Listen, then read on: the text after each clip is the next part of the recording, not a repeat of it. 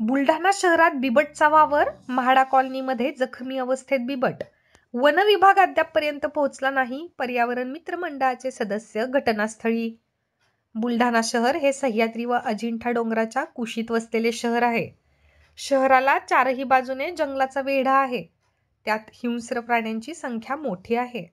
शहरातील राजूर घाट परिसरातून एक बिबट रात्रीच्या सुमारास म्हाडा कॉलनीत शिरलाय.